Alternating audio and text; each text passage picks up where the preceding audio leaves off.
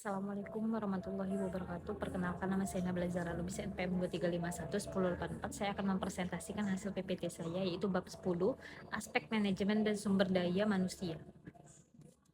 Baik, kita masuk ke aspek manajemen. Manajemen adalah pencapaian sasaran-sasaran organisasi secara efektif dan efisien melalui perencanaan, pengorganisasian, kepemimpinan, dan pengendalian sumber daya organisasi. 1. Planning atau perencanaan usaha. Perencanaan usaha adalah unit kegiatan yang direncanakan untuk memenuhi kebutuhan barang dan jasa. Ciri-cirinya bertujuan menghasilkan barang dan jasa, memerlukan investasi modal, tenaga kerja, dan manajemen. Ketiga, memberikan kegunaan kepada perusahaan dan masyarakat. Selanjutnya adanya biaya operasional di atas biaya investasi. Baik, selanjutnya kita masuk ke jenis perencanaan usaha. Itu ada satu, menurut jenis barang atau jasa. Kedua, itu ada menurut kepemilikan atau swasta, nasional, asing, dan campuran.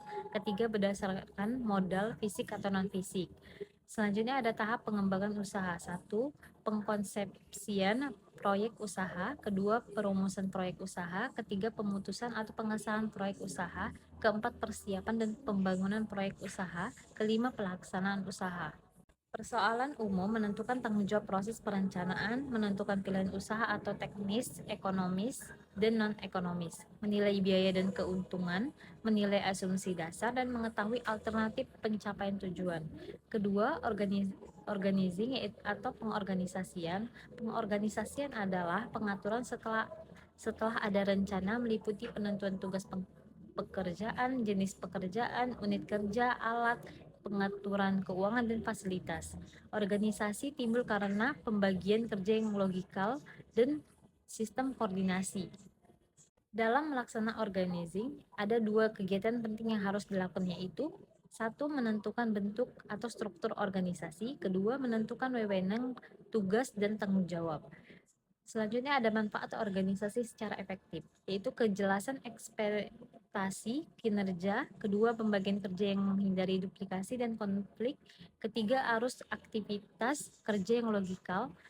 Keempat, saluran komunikasi. Kelima, mekanisme koordinasi. Kita masuk ke pengorganisasian Samuel B. Charta, yaitu satu, refleksi tentang rencana dan sasaran. Kedua, menetapkan tugas pokok. Ketiga, membagi tugas pokok menjadi subtugas.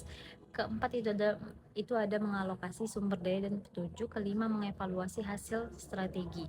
Ketiga, actuating, yaitu actuating adalah pengarahan untuk melaksanakan rencana, yaitu mengarahkan dan menuntun kegiatan perusahaan menuju sasaran, serta meliputi kemampuan motivasi, mempengaruhi, mengarahkan, dan berkomunikasi dengan orang lain. Sekian dari hasil presentasi saya. Wassalamualaikum warahmatullahi wabarakatuh. Terima kasih.